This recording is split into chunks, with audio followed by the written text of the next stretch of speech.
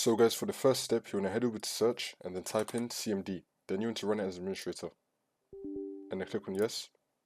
Now once you run this, we're going to type in gp update /force and then click on enter.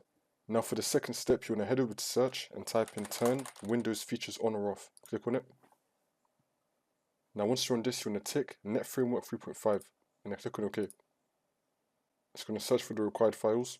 Now for the next step, you want to head over to search and type in CMD. Then you want to run it as administrator. And then click on yes. Now once you run this, we're going to type in sfc /scan now and then click on enter.